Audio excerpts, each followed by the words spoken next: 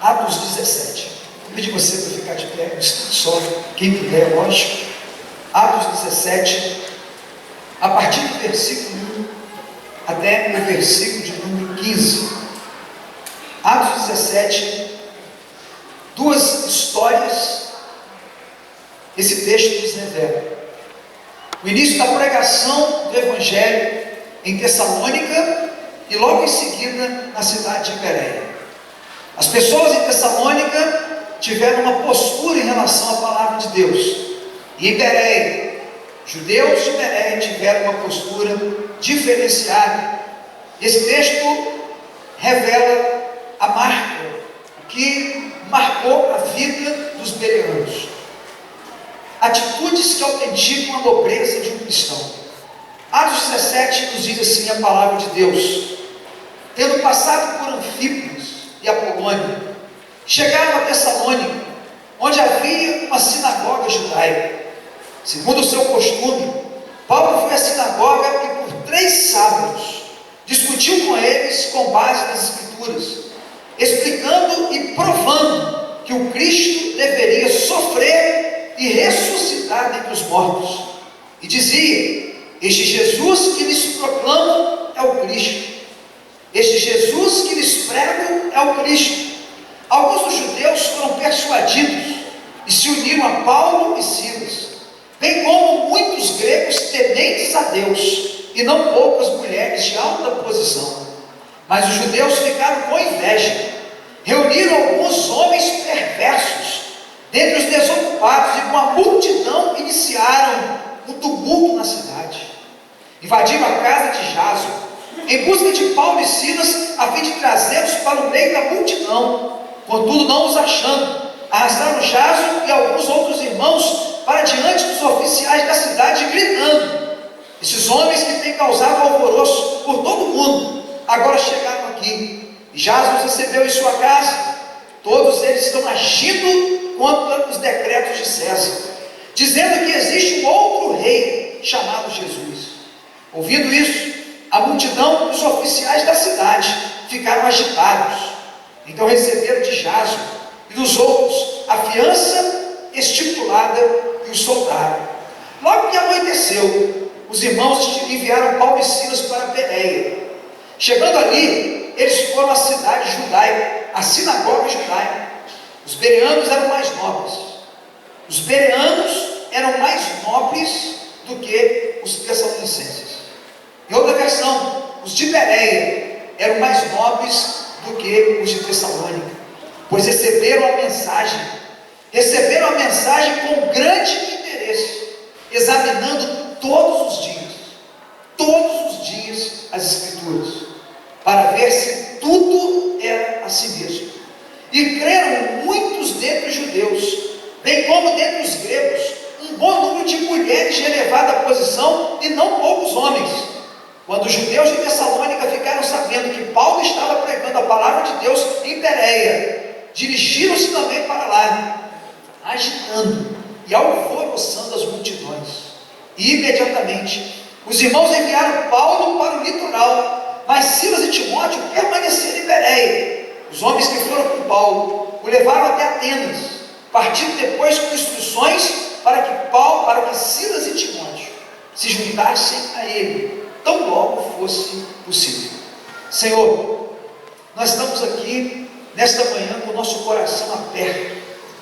Nós estamos aqui reconhecendo firmemente a necessidade que cada um aqui tem de se alimentar da Tua palavra, a necessidade que nós temos de ouvirmos a Tua voz, de sermos dirigidos e direcionados pelo Teu Espírito Santo. Estamos com os nossos corações sedentos, abertos para ouvirmos a Tua palavra. Fala, Espírito Santo glorioso, Espírito Santo que norteou, dirigiu, inspirou Paulo e Silas no passado. Unja a minha vida nesta manhã, inspira-me, ilumina-me também nesta manhã, para que o Teu povo aqui seja edificado, a cidade aqui abençoada e esclarecida, e muitos homens e mulheres de todos os níveis e classes sociais se convertam a Jesus nesta manhã, Senhor. Que o Teu reino seja expandido e e que a nobreza de Jesus impregne a minha vida e a vida de todo este rebanho, para a honra e glória do teu nome, Senhor. Repreenda o diabo nesta manhã, amordaça-o e amarre-o, Senhor, para que a tua palavra, a semente do teu evangelho, não seja ceifada de nenhum coração. É o que nós te pedimos, te agradecemos, no nome poderoso de Jesus. Amém. Amém. Pode se sentar. Confesso aos irmãos que, refletindo um pouco mais nesse texto que lemos no domingo passado, iniciamos uma série de pregações intitulada Atitudes que autenticam a nobreza de um cristão. Atitudes que autenticam a nobreza de uma igreja, de um povo que tem confessado com seus lábios que Jesus Cristo é o seu Senhor, para a glória de Deus Pai. O que tem marcado a nossa vida? O que tem marcado a sua vida? O que significa nobreza? O dicionário da língua portuguesa revela para nós que nobreza é a qualidade ou caráter de nobre. Nobreza significa excelência. Nobreza significa dignidade, majestade, generosidade. E o texto que a gente leu faz um paralelo, uma comparação da atitude de dois grupos de pessoas para com a mensagem do Evangelho, a mensagem de Deus, por dois excelentes pregadores, dois exímios porta-vozes, dois discípulos de Jesus que marcaram a história do cristianismo, Paulo e Silas. E vem uma pergunta fundamental para nós essa manhã. O povo de Deus, a igreja que Deus quer usar, a igreja que está na terra e sobre ela, enquanto o Espírito Santo vai dar sequência à obra de Jesus. Uma pergunta que quieta o meu coração e quero dividir com você, irmão, com muito amor e carinho. Se o cristianismo é altamente nobre e o autor da fé cristã, a pessoa mais impregnada de nobreza da história, por que há tantos cristãos hoje no mundo e em nossa cidade também, cristãos medíocres, cristãos relaxados, desanimados com a obra, desanimados em ser igreja? Erroneamente nós falamos, fulano, crente, está desanimado com a igreja. Não, ele está desanimado com a igreja, porque a igreja somos nós, cristãos. Por que tantos cristãos desviados? Por que tanta gente, para entrar na obra, se comprometer com a obra, se firmar na obra, os líderes precisam se esforçar para cada dia buscar a excelência, e buscando a excelência, quase se pôr de joelhos e pedir: irmãos, pelo amor de Deus, lidere uma célula, irmãos, discipule alguém, irmãos, pregue o evangelho, irmãos, venham para o Tadel, irmãos, vamos trabalhar, irmão, não desanima não, irmão, quem pega no arado e olha para trás não é apto para o reino de Deus. Por que nós líderes temos que quase fazer das tripas coração, infartar espiritualmente para motivar o povo a trabalhar para o Senhor? Deixa eu abrir um parênteses. Queria te convidar para um Tadel especial terça-feira. Você vai ouvir uma pregação terça-feira aqui, baseado num dos textos mais lindos da Bíblia, mais claro sobre a nobreza da obra de Deus. Que texto é este? 1 Coríntios capítulo 15, versículo 58. Portanto, meus amados irmãos, sede firmes e constantes, sempre abundantes na obra do Senhor, sabendo que o vosso trabalho não é vão no Senhor. Portanto, meus irmãos, mantenham-se firmes e que nada os abale na obra do Senhor, sabendo que o seu trabalho na obra tem uma recompensa. Irmãos, não existe nenhuma obra que eu e você possamos fazer nessa terra, nesse curto tempo de peregrinação que nós estamos aqui, 70 anos. Daqui a pouco vou pregar no aniversário de 70 anos de uma irmã, e eu tenho certeza que ela pode dizer em alto e bom som: pastor, 70 anos, pastor, passou muito rápido. O Salmo 90 fala que a nossa vida passa muito depressa. E se tem um povo, se tem um um tipo de gente nessa cidade, nessa terra, que sabe que não há nenhuma nobreza, nenhuma obra mais nobre, mais fantástica, mais recompensadora, mais linda do que a obra de Deus. Por que tanta gente que começa e para? Por que é assim? Tem gente aqui que trabalhou 25 anos no mesmo lugar. Tem gente que trabalhou e já trabalha há mais de 15, 20 anos, sonhando com a aposentadoria e nunca largou o trabalho. Tem gente que foi tão fiel ao seu trabalho que, mesmo doente, não faltou trabalho. E por que na obra de Deus, irmão, as pessoas começam e largam? Por que a gente tem que fazer das tripas coração, gritar e pedir? E a obra não é minha, a obra não é sua, a obra é de papai. A obra de quem te mantém de pé. A obra de quem te dá o ar para você respirar. Essa obra nós tínhamos que fazer fila para nós nos alistarmos e pagarmos uma inscrição muito forte, muito valiosa para a gente trabalhar. E no entanto, Ele nos alista, nos chama e nos paga algo para a gente trabalhar. Deus nos paga muito caro para trabalhar, irmão. A obra não é sua, a obra não é minha, a obra não é de pastor algum, de líder nenhum, a obra é de Jesus, a obra é de Deus, a obra é do Senhor. Por isso, meu irmão, com muito amor e carinho, eu gostaria de trazer a sua lembrança nesta manhã, que uma das maiores marcas de Deus, uma das maiores marcas da obra de Deus, uma das maiores marcas da palavra de Deus, e uma das maiores marcas do Filho de Deus que nos amou e se entregou a si mesmo por nós, é a nobreza, é a excelência. Aleluia! É a excelência. Por que os cristãos de Bereia eram mais nobres do que os de Tessalônica?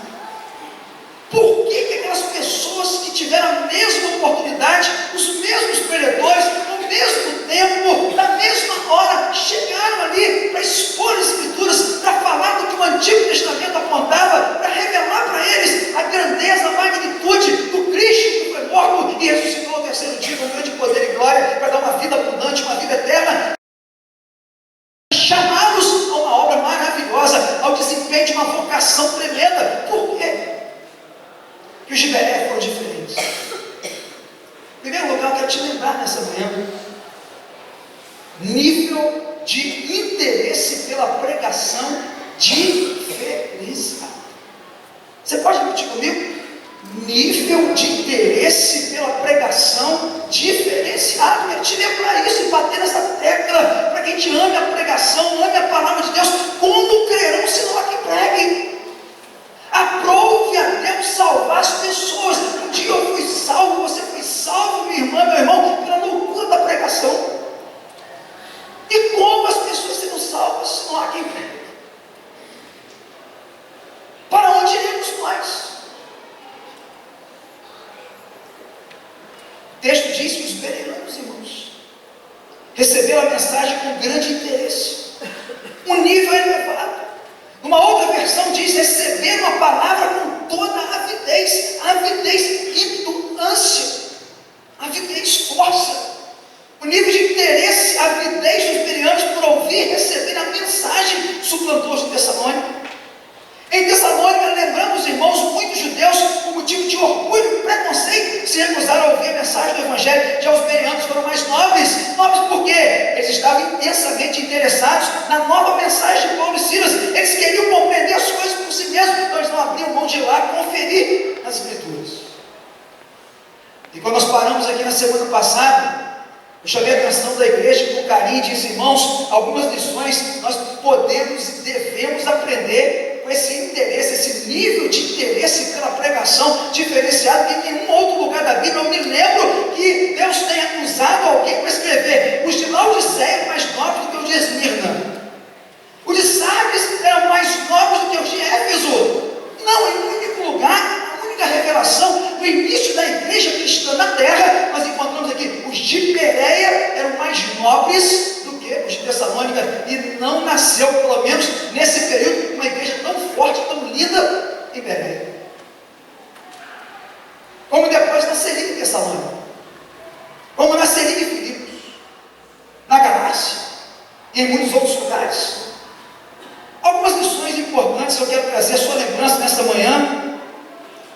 Primeiro delas, esse nível de interesse elevado pela pregação, Paulo e Silas pregando, esse nível elevado de interesse envolve uma mente aberta para novos ensinamentos. Mente aberta para novos ensinamentos. Eu nunca vou crescer, eu nunca vou aprender, eu nunca vou chegar num patamar mais elevado de excelência se eu chegar na minha mente, fechá-la, bloqueá-la e pensar, ou até dizer, não às vezes explicitamente, mas implicitamente, eu já sei tudo, não preciso aprender com mais ninguém. Principalmente com quem pensa diferente ou que vem apresentando uma mensagem diferente, como Paulo e Silas vinham apresentando o quê? O Evangelho, notícias fresquinhas, alvissareiras. O Evangelho é isso, notícias novas, boas novas de salvação. O Evangelho é o vinho novo, que não poderia ser recebido em odres velhos. A palavra nobre, lembrando os irmãos, traduzido no grego, significa bem nascido.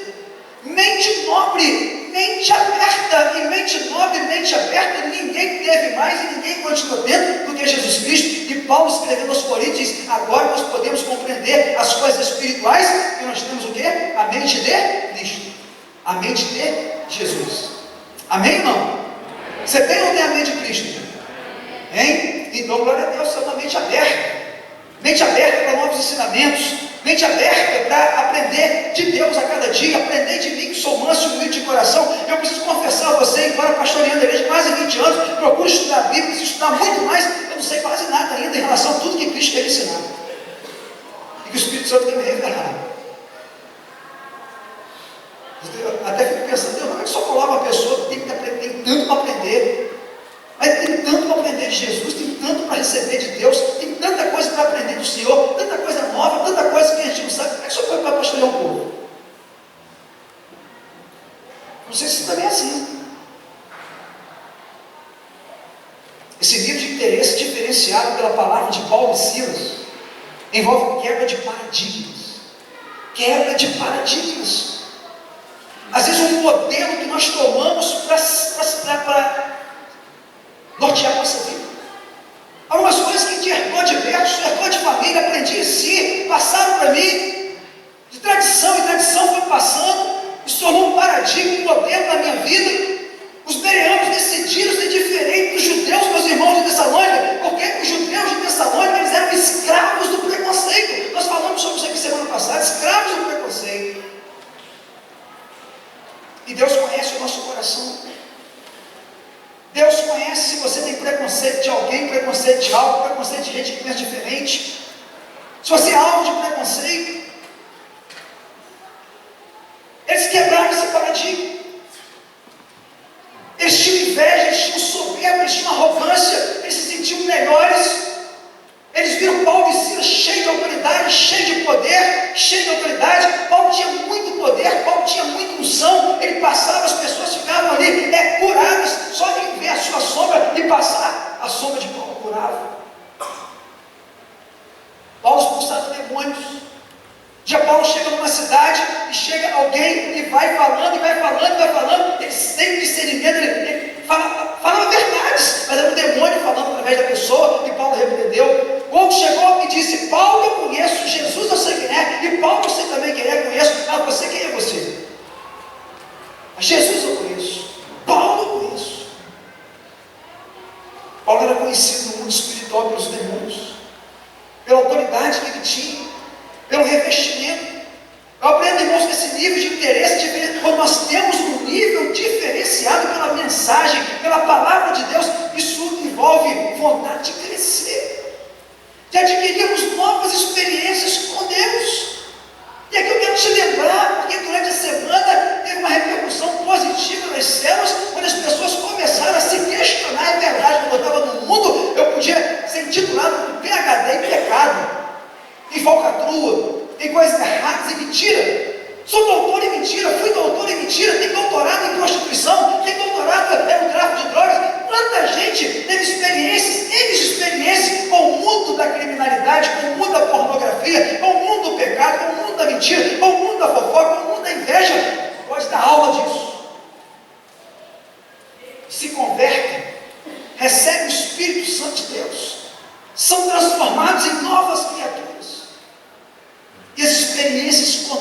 contínuas. As experiências com Deus são contínuas, frequentes, onde elas estão, onde Deus está na nossa vida. Eu sei que isso não é muito bom de se ouvir, mas é algo urgente, extremamente necessário, nós sermos questionados pelo Espírito Santo. Não é o pastor Hermínio que questiona, não é o pastor que te incomoda, isso é o Espírito Santo que nos conduz e nos desafia a pensarmos quais as experiências que nós temos tido com El Shaddai, com Jeová Jireh. Quais as experiências que nós temos tido? Como se pode ter experiências com Deus e estar desanimado com a sua obra? Como podemos proferir o nome do Senhor e temos preguiça para trabalhar muitas vezes, irmãos?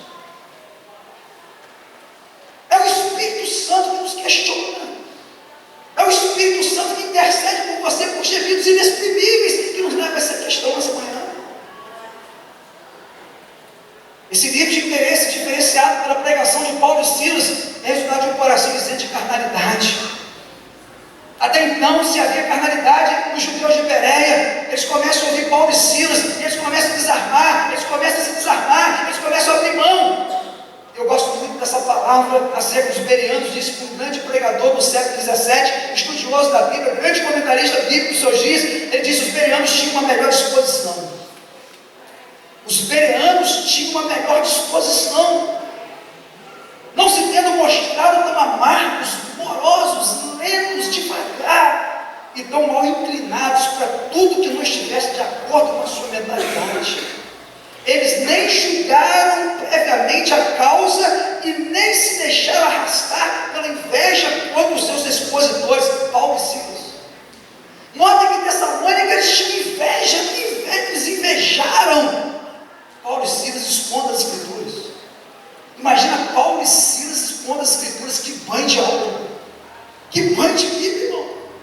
Coisa linda, eu fico imaginando aqui, trazendo para nossos dias, hoje os grandes pretores do Brasil, os grandes homens estão pagando um preço para irem em águas mais profundas, para abençoar a igreja. Temos que honrar esses homens, temos que orar por eles, temos que pedir a Deus graça, misericórdia e livramento, para que Deus nos livre da inveja, das cenas satânicas, dos laços, das filhas de Eva. E há muita gente boa nesse país, cavando buraco, entrando em águas profundas, para tirar lá do fundo ensinamentos, coisas grandes e firmes, que a maior parte não sabe, e trazem para nós, para edificar a nossa vida. E nós, como filhos, São Fidélis, temos sido honrados por Deus. Deus está trazendo essas pessoas aqui para edificar a nossa vida e mexer com a gente em nome de Jesus e para a glória de Jesus. Tem mexido comigo, tem avivado a minha alma, tem me inquietado diuturnamente.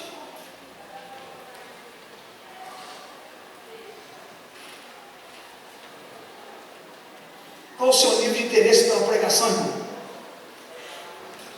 Qual o seu nível de interesse pelas Escrituras, pela palavra? Aprove a Deus salvar pela loucura da pregação. A pregação é loucura para os que perecem, mas para nós que somos salvos é o poder de Deus. Paulo e Silas, nada mais nada menos, abriram a boca para falar do poder de Deus, o Evangelho.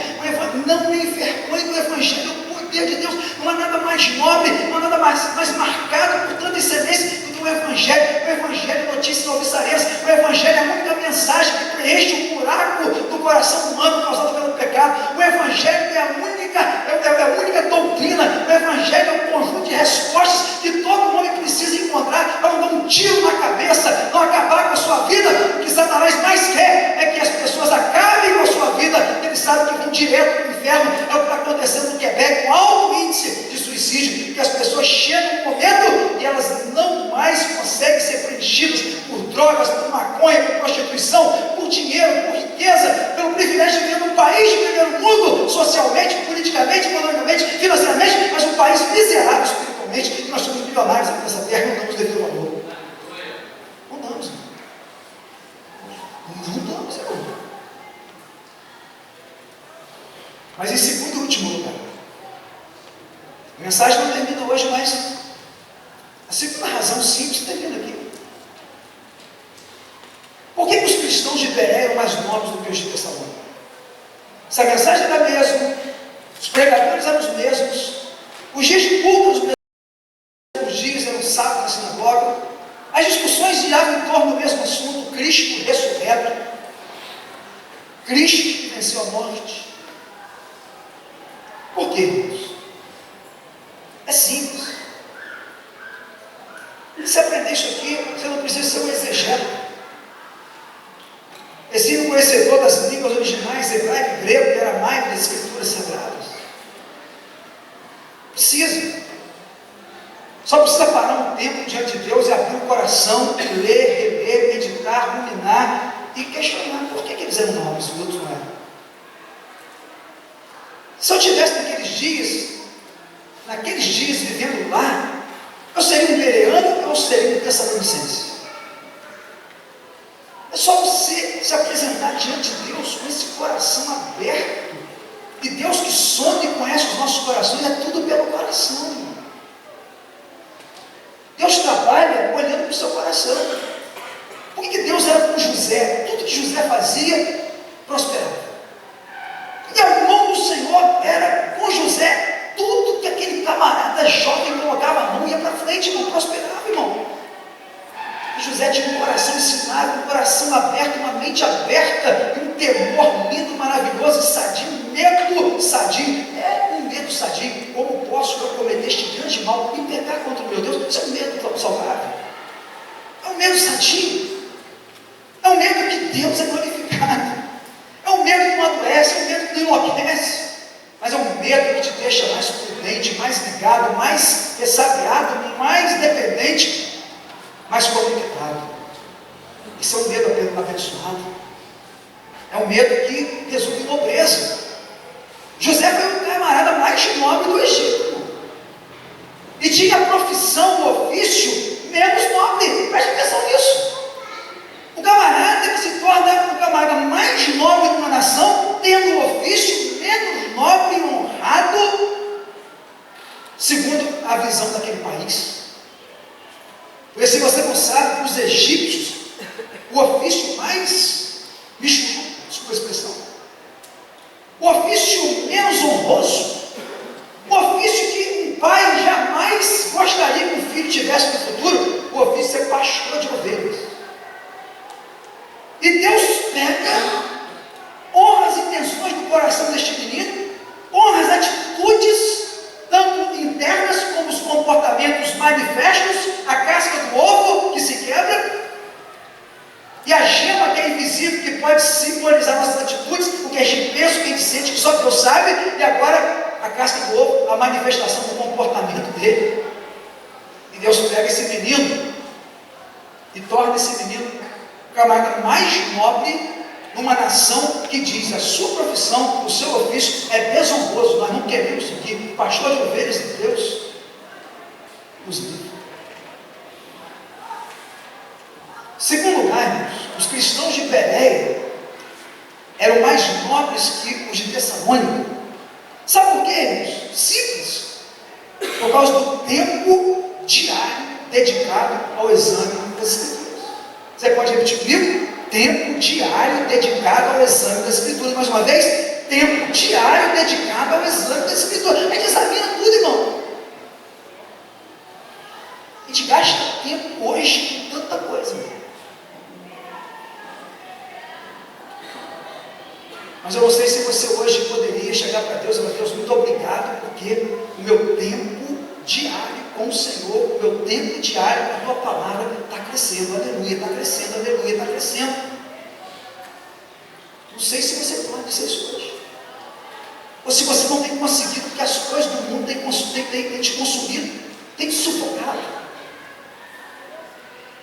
A palavra do pastor Luciano na terça-feira de manhã foi sensacional, foi tremenda, foi esclarecedora. Nenhum soldado em serviço se embaraça com os negócios desta vida a fim de agradar aquele que ele estou para a guerra. Eu confesso para os irmãos que durante um bom tempo eu tinha dificuldade de entender isso, que Senhor, mas todo mundo que é alistado para a guerra tem que abandonar tudo, seus serviços, suas profissões, seus afazeres, para só se envolver com o teu reino. Durante muito tempo eu tinha essa dificuldade e vinha sendo esclarecido. E quando chegou aqui, eu já tinha ouvido aquele estudo anteriormente. Que bênção, que bênção, que bênção. Eu conheço um rapaz chamado Hermes, é um dos discípulos do Aderaldo, meu discipulador. Ele não tem tantos anos já na igreja, ele é novo convertido, tem aí os seus 10 anos, e hoje ele dá a terça-feira dele, é integral para a igreja. E ele é o responsável por toda a administração da igreja, toda a administração. Uma igreja com mais de 10 mil membros. O terreno onde o templo foi construído agora custou mais de 4 milhões de reais. Tem 2 empresas despachando aduaneiro. Pessoa que tem uma responsabilidade de viabilizar saída de cargas dos portos do Brasil para vários lugares do mundo. O envolvimento daquele rapaz com a obra de Deus é uma coisa assim impressionante. Impressionante, um grande empresário, envolvido com a obra de Deus, com excelência, com brilhantismo, decidiu um dia da semana receber um convite para cuidar de todo o sistema financeiro da igreja, toda a parte administrativa da igreja, tudo passa por ele. Ele se reúne com os pastores e passa todos os detalhes, esclarece tudo. E pastoreia uma igreja em Eusébio. O núcleo da igreja em Eusébio, uma cidade dentro da grande metrópole de Fortaleza. Ele é pastor da igreja em Filhos. Ele pastoreia a igreja. Ele vai para o Tadel realizar o Tadel dessa igreja. Ele tem filhos, tem família, tem empresas, tem um número elevado de empregados, compromissos. Em 10 anos se tornou um dos maiores líderes da igreja. Nobreza, dedicação, tempo diário dedicado ao exame das Escrituras. Os bereanos eram mais nobres do que os tessalonicenses, pois receberam a mensagem com grande interesse, examinando todos os dias as Escrituras. Paulo só pregava sábado, irmão Mário. E nas casas, meio de semana, com certeza, porque em Atos fala que a igreja se reunia no templo, nas sinagogas, mas também de casa em casa. Mas aos sábados, Paulo ia lá, discutia as Escrituras, apresentava todas as profecias, o cumprimento em Cristo Jesus, e todos os dias, os bereanos separavam um tempo para meditar, examinar. E a palavra grega usada aqui é anacrino, que significa fazer passar pelo crivo. Fazer passar pelo crivo, fazer uma pesquisa cuidadosa e exata, como se for um processo legal, conforme aparece em Atos 4:9 e em Atos 12:19. Eu gostaria que você rapidamente abrisse sua Bíblia, Atos 4:9 e Atos 12:19. A palavra anacrino aparece nessas duas revelações também. Anacrino, fazer passar pelo crivo. Estamos abertos a ouvir uma nova pregação, estamos abertos a discutir uma nova doutrina, estamos abertos a rever ensinamentos passados, estamos abertos para aprender novamente, estamos abertos, e vamos ouvir Paulo e Silas. Mas tem um detalhe: tudo tem que passar pelo crivo das Escrituras, tudo tem que passar pela palavra de Deus, tudo tem que ser examinado com cuidado, como Paulo, como Lucas fez, escrevendo a Teófilo o seu evangelho. Ele disse: gastei um tempo examinando minuciosamente toda a obra, todo o ministério, todas as ações, todos os lugares. Passei tempo examinando minuciosamente, detalhadamente, a vida, a obra, o ministério de Jesus Cristo, antes de escrever o evangelho que leva o nome dele, Dr. Lucas. Gastou tempo. Aleluia, gastou tempo. Atos 4:9, a palavra de Deus diz assim: então Pedro, cheio do Espírito Santo, disse-lhes: autoridades e líderes do povo, visto que hoje somos chamados para prestar contas de um ato de bondade em favor. Olha o que o espírito de religiosidade é capaz de fazer, irmão. Que praga, irmão. Isso é uma praga, o espírito de religiosidade. Eles não querem saber da cura do coxo, eles não querem saber do milagre, eles não querem saber do benefício que aquele homem recebeu, eles não querem saber do bem-estar que daqui em diante aquele homem iria usufruir, da mudança de vida. Eles querem saber o que aconteceu, o que gerou e que feriu suas crenças, ou que poderia ter ferido suas crenças. Em outras palavras, não estamos nem aí para as pessoas que elas se lixem. A gente não quer que toque aquilo que a gente aprendeu a vida toda. Se as pessoas estão se convertendo, mudando de vida, sendo curadas e se transformadas, não pode mexer com o que a gente aprendeu. Não pode. Então Pedro, cheio do Espírito Santo, disse: autoridades e líderes do povo, visto que hoje somos chamados para prestar contas de um ato de bondade em favor de um aleijado, sendo interrogados, a palavra interrogados que anacrino, prestação de contas, coisa minuciosa, uma exigência, que minuciosamente eles contassem o que aconteceu. Que poder foi aquele? Que milagre foi aquele?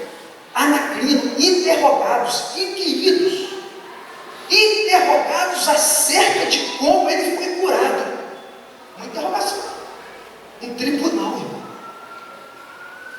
Misericórdia. A palavra anacrino aparece aqui. Agora abra em Atos 12, versículo 19. Um outro episódio. A libertação de Pedro miraculosamente da prisão. Pedro era guardado por 16 soldados, 4 alas de 4 soldados. 16 homens treinados, 16 homens armados, tomando conta de um pastorzinho de ovelha, de um pescadorzinho semi-analfabeto. Mas que tinha uma diferença: cheio do poder de Deus, cheio de amor e paixão pela mensagem de Deus, tão envolvido, tão comprometido, tão apaixonado, que agora ele morria, e como morreu de fato pelo Evangelho, pelo autor do Evangelho, altamente nobre, impregnado de nobreza. Aí veja bem, em Atos capítulo 12, versículo 19, 18 em diante: de manhã não foi pequeno alvoroço entre os soldados, um alvoroço, 16 homens tomando conta do pescador preso. E agora esse homem sai da prisão, que negócio, ninguém viu ele sair, com cadeias e algemas. De manhã não foi pequeno alvoroço entre os soldados quanto ao que tinha acontecido a Pedro. Fazendo uma busca completa e não o encontrando, Herodes fez uma investigação, anacrino, algo minucioso. Ele fez uma pesquisa cuidadosa, exata, fez passar todos ali, uma explicação minuciosa, e ordenou que fossem executados. Anacrino é a mesma palavra que aparece aqui em Atos capítulo 17, para examinarem. Anacrino, examinem. Eles examinavam todos os dias as Escrituras Sagradas, para ver se tudo que Paulo e Silas pregavam, conferia, batia com o que for ensinado pelos profetas no Antigo Testamento. Abra bem rápido sua Bíblia em João capítulo 5, por gentileza. João capítulo 5, Jesus deixa uma ordem para a igreja, imperativa. João 5, meus irmãos, capítulo 5, verso 39 e 40. Olha o que Jesus diz para nós, estamos quase terminando. João 5, verso 39 e o verso 40.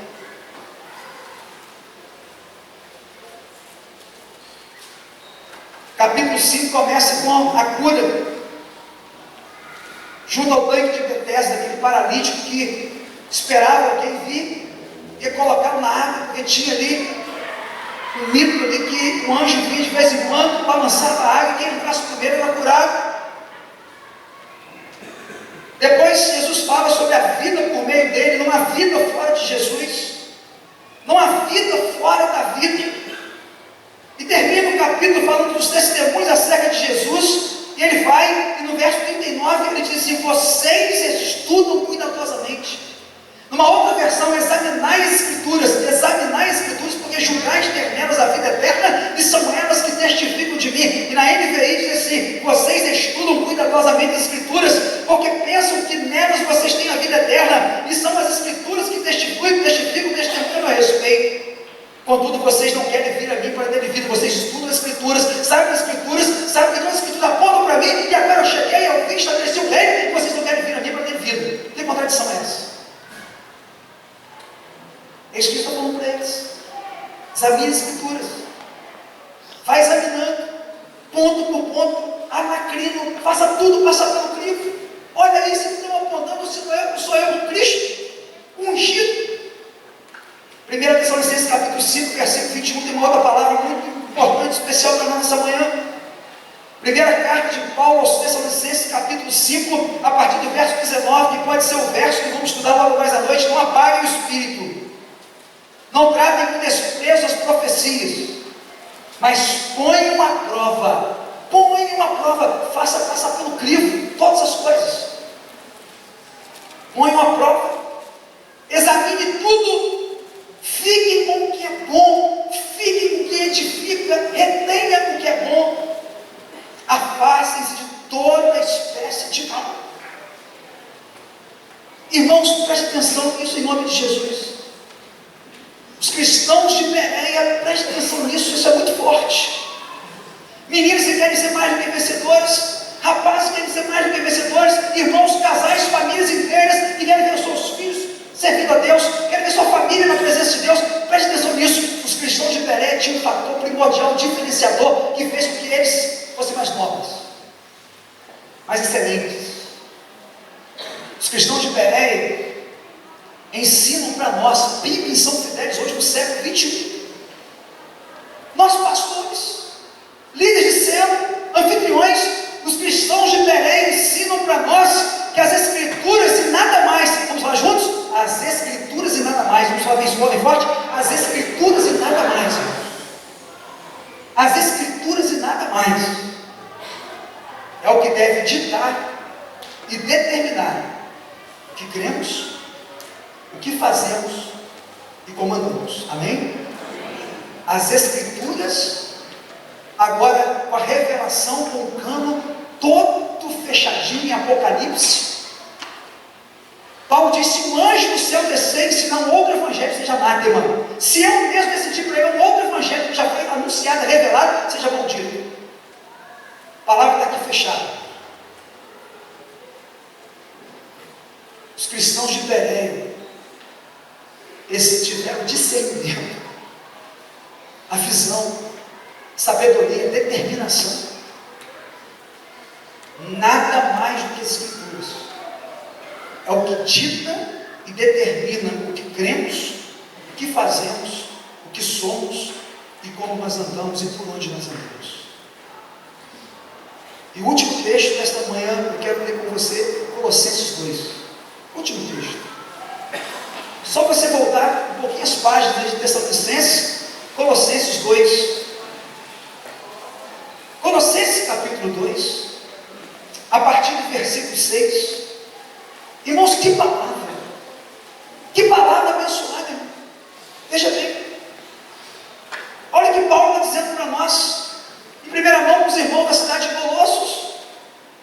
Olha só o que ele diz: portanto assim, verso 6 do capítulo 2 da carta aos Colossenses, portanto assim como vocês receberam Cristo Jesus o Senhor, portanto assim como vocês receberam Cristo Jesus o Senhor. Quantos aqui já receberam Jesus Cristo como Senhor, não só como Salvador? Levante a mão. Quantas pessoas aqui já receberam Jesus como Senhor? Olha só que coisa linda. É para você essa palavra, para mim e para nós. Assim como vocês receberam Cristo Jesus o Senhor, continue a viver nele.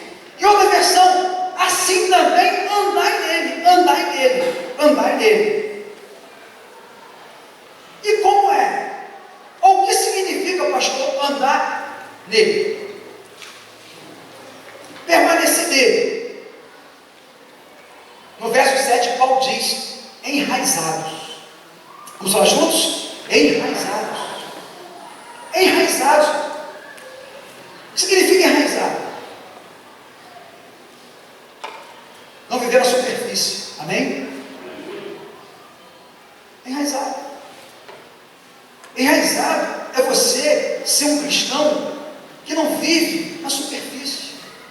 Repito, enraizado, numa outra visão, é você não viver satisfeito com as águas do tornozelo, muito menos nos joelhos e nem na cintura, mas você ir, águas mais profundas.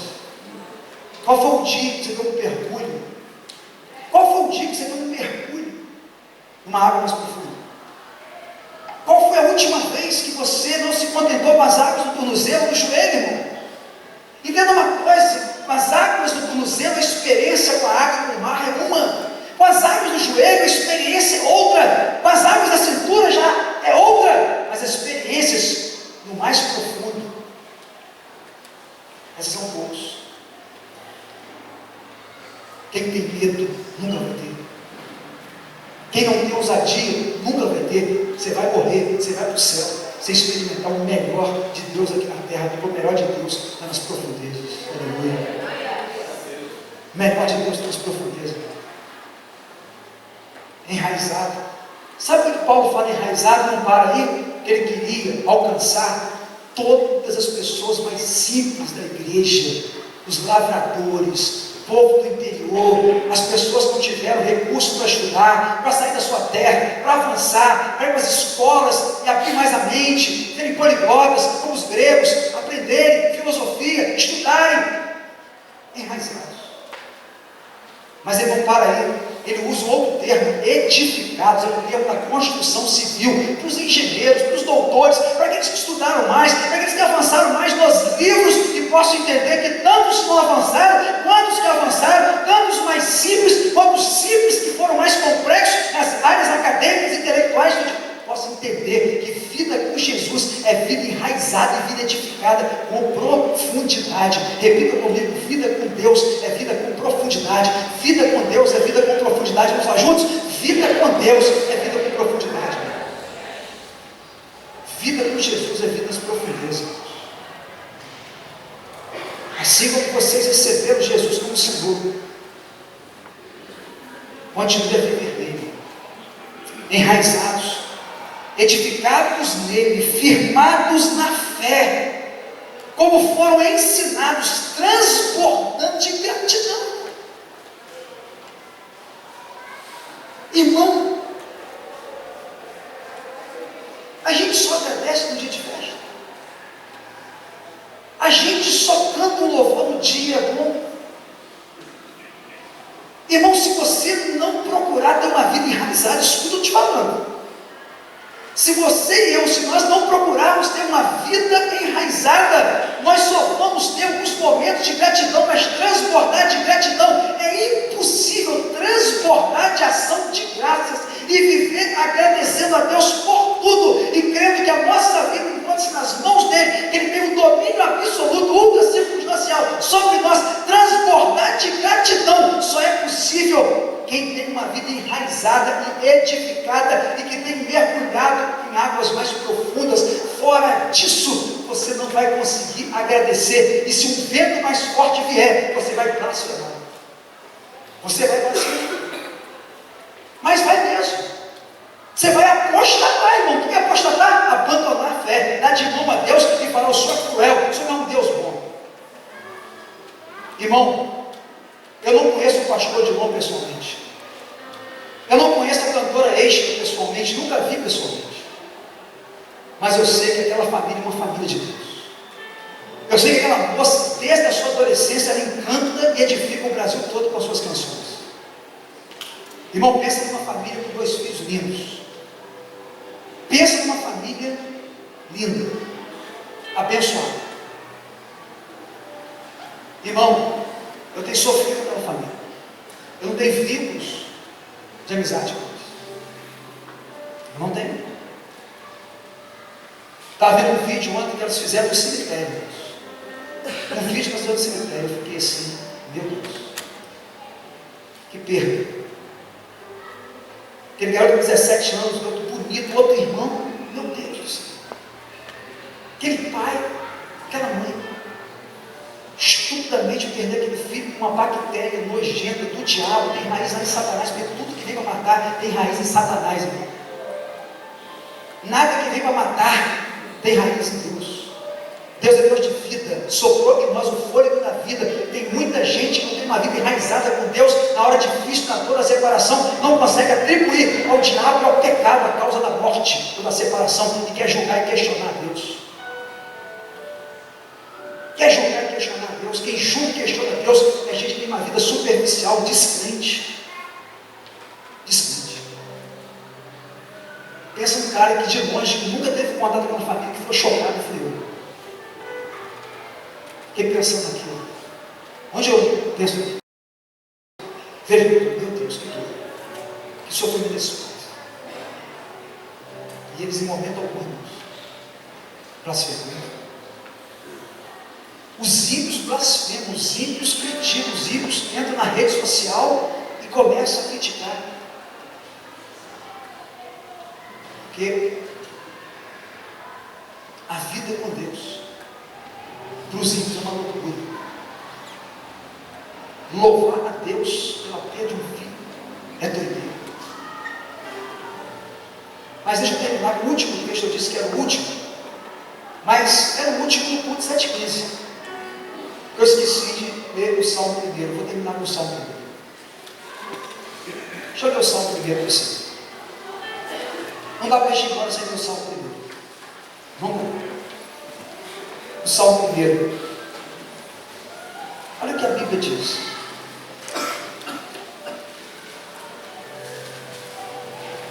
Irmão, se você não tem uma vida enraizada, comece a pensar a partir de hoje, eu tenho uma vida enraizada com Deus. Se você não tem uma vida edificada mesmo, a igreja é um edifício. E um edifício não se constrói com um buraquinho qualquer. Ainda mais um edifício que não tem limite de andar, nem limite de pessoas para entrar nele. A Bíblia fala que a igreja é um edifício de Deus. Arquitetura. A Bíblia fala que nós somos lavoura de Deus. Agricultura. Raiz. E a palavra de Deus diz em Salmo, livro dos Salmos, como é feliz. Como é feliz. Irmão, se tem essa manhã algo incomum que marca a vida de todos nós e todos que ouvem e acompanham o culto da igreja nesta manhã, é que todos querem a felicidade. E esse texto fala de felicidade. E talvez você está aqui hoje não está feliz, irmão. Você cantou, você celebrou, você cumprimentou com um sorriso, você abraçou seu irmão, vai dar um abraço de novo agora, daqui a pouco, mas você não está feliz. E o texto diz como é feliz. Como é feliz aquele que não segue o conselho dos ímpios. Tem ímpio na igreja. Toda igreja tem ímpio. Toda igreja. No Brasil, no Canadá, nos Estados Unidos, no Iraque, na Índia. Toda igreja tem ímpio. Como é feliz aquele que não segue o conselho dos ímpios, não imita a conduta dos pecadores, nem se assenta na roda dos zombadores, dos escarnecedores. Ao contrário, sua satisfação, onde o seu coração está colocado, onde o seu coração está alinhado, onde o seu coração está conectado, a sua satisfação está na lei do Senhor, e nessa lei medita, rumina, examina, anacrino, confere, constata.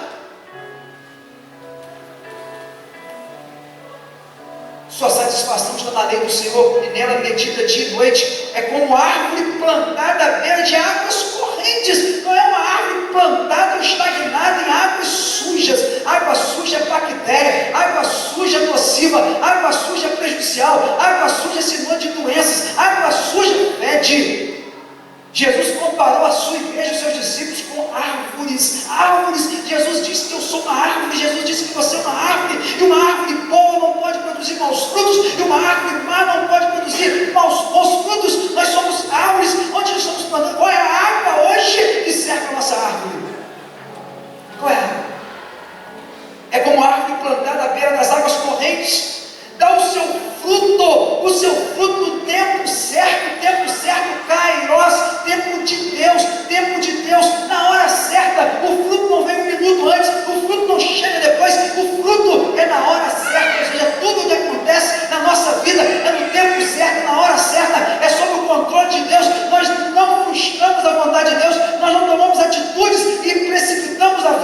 para que aquilo que vinha no tempo certo, agora é antecipado. Tudo acontece no tempo certo. Outro dia eu falei assim, meu Deus, quem me dera ter 40 anos de idade hoje? Eu falei com um amigo, falei com o pastor Santo para Campos, levando para o aeroporto, pastor, eu queria ter 40 anos hoje, pastor. Mas por quê? Eu queria ter 40 anos, eu estou atrasado, pastor, eu queria ter feito muito mais, vou para 49 esse ano. Eu não tem nada, rapaz, você está no tempo de Deus, você está novo. Não, pastor, eu queria ter 40, pastor. Eu falei que eu não é. E disse para ele algumas coisas que eu gostaria de alcançar.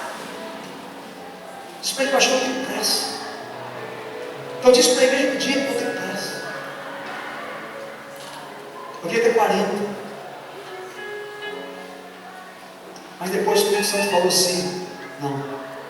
Você está no tempo certo, na hora certa, fazendo a coisa certa, porque você está plantado em águas correntes. Tudo que você fizer vai dar fruto no tempo certo. Eu não queria, irmão. Eu queria estar com 40 agora.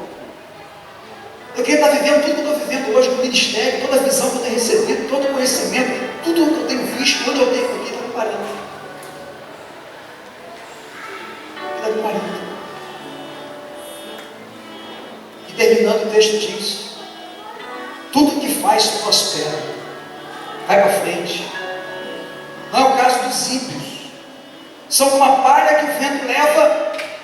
Por isso os ímpios não resistirão no julgamento, nem os pecadores na comunidade dos justos. Aqui, queridos, é um ensinamento forte para a igreja. A comunidade dos justos, a igreja, aleluia. A comunidade dos justos é a Assembleia Solene. A comunidade dos justos é a comunidade composta de gente lavada e remida pelo sangue de Jesus. Essa comunidade aqui, irmão. Os pecadores não vão subsistir, não vão para frente, pois o Senhor aprova o caminho dos justos, aprova o caminho dos justos, mas o caminho dos ímpios leva à destruição. A impiedade leva à destruição. Queria que você fechasse os seus olhos para a gente terminar no ponto dessa noite. Feche os seus olhos, nós estamos só para a gente fazer uma oração.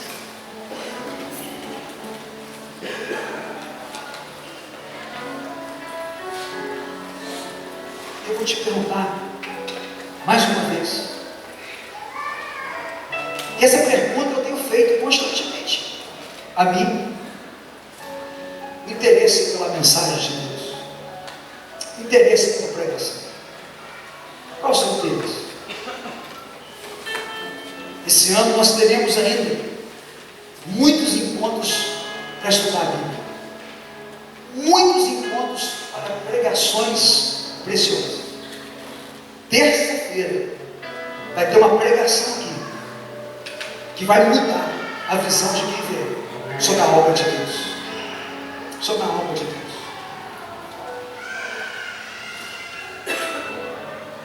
Muitos encontros nós teremos esse ano ainda, onde a pregação do Evangelho, da palavra, será compartilhada. E o seu tempo dedicado ao exame, no seu dia de 24 horas. Senhor, nós queremos nesta manhã te agradecer pelas oportunidades que o Senhor tem dado a nós de podermos fazer com mais ligeireza, qualidade, cuidado, dinamismo a obra do Senhor. Não que no passado, tudo que eu fiz, tudo que os meus irmãos fizeram, não foi feito com excelência. Senhor, não é isso que eu quero te apresentar hoje, nesta oração. Eu tenho a consciência que mais de 13 anos eu tive a oportunidade dada pelo Senhor de fazer o trabalho com atletas de Cristo. Mas eu vejo hoje a oportunidade que o Senhor está dando a mim, aos meus pastores, a toda a igreja, de fazermos a tua obra com muito mais brilhantismo, com uma visão muito mais apurada, com uma consciência muito mais forte do que é pastorear a gente, cuidar de pessoas, dar direção ao teu rebanho. Por isso, Pai Celestial, toca no nosso coração para que a gente não cometa a infelicidade de desperdiçarmos esse tempo. Conscientiza, Senhor, a cada filho que a obra não são dos filhos, mas a obra do Pai, e o Pai é o Senhor, o general, o comandante, o chefe, por excelência.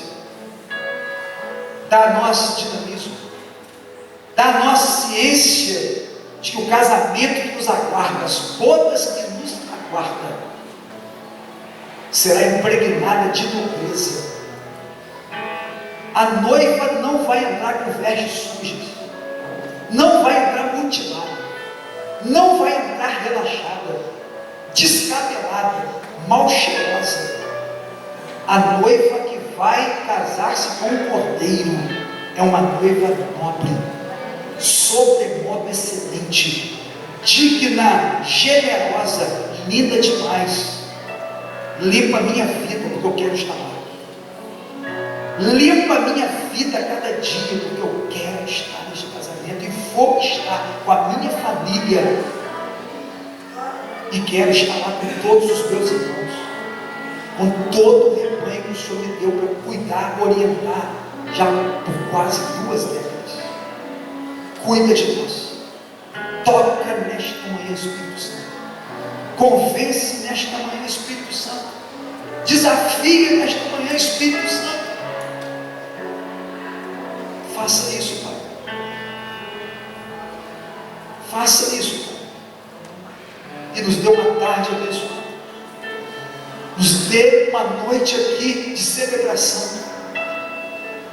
E uma semana inteira, onde nós possamos manifestar para o Senhor, acima de tudo, intensidade, ligeireza, busca pelo teu reino, conhecimento. Fala no nosso coração. Caia por terra aqui nesta manhã qualquer maldição. Caia por terra aqui nesta manhã qualquer espírito soberbo. Caia nesta manhã aqui por terra qualquer altivez, qualquer fraqueza, desânimo, relaxamento. Caia por terra aqui em nome de Jesus. E revigora a tua igreja, revigora o teu povo, revigora.